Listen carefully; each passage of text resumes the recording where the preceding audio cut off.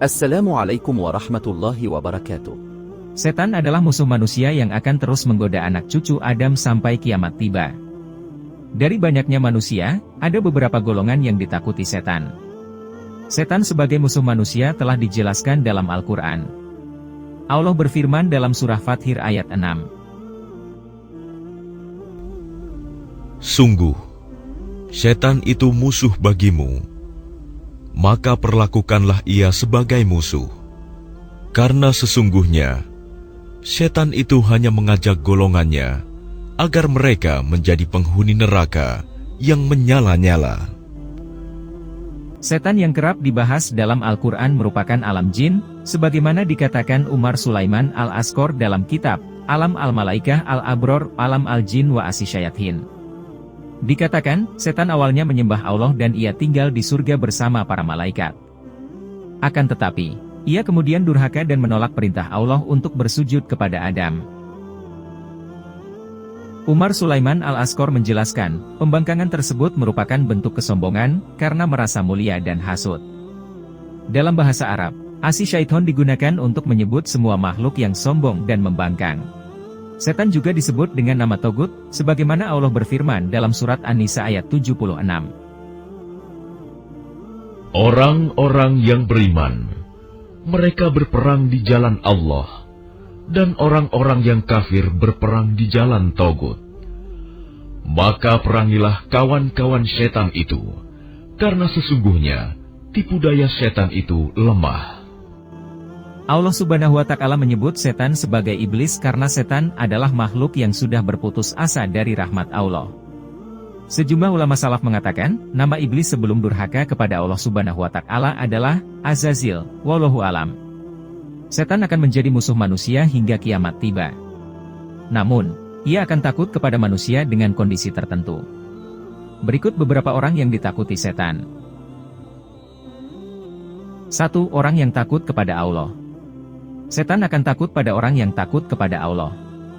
Sebagaimana dijelaskan dalam Fizilalil Quran karya Said Qutb saat menjelaskan firman Allah dalam surah Ali Imran ayat 175. Sesungguhnya mereka hanyalah setan yang menakut-nakuti kamu dengan teman-teman setianya.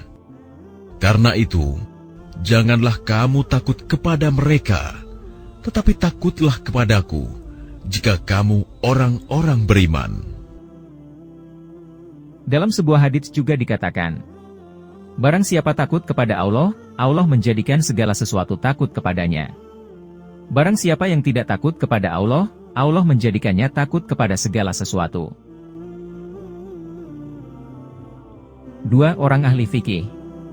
Imam Ibnu Al-Jauzi dalam kitab Syoid Al-Khotir menukil sebuah riwayat dari Ibnu Abbas yang menyebut, seorang fakih lebih ditakuti setan daripada 1000 orang ahli ibadah yang bodoh. Fakih adalah orang yang ahli agama.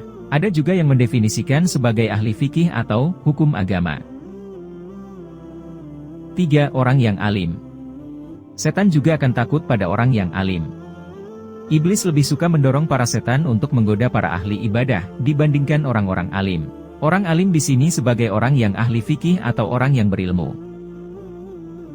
4. Orang yang muklas. Berikutnya orang yang paling ditakuti setan adalah orang yang muklas. Muklas adalah orang yang hatinya dibersihkan dan disucikan Allah.